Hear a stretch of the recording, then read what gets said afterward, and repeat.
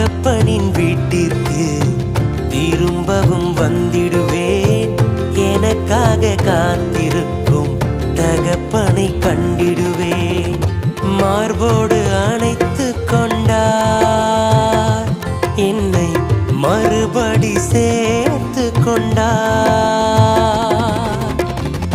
மார்போடு அணைத்து கொண்டார், என்னை மறுபடி சேர்த்து கொண்டார்.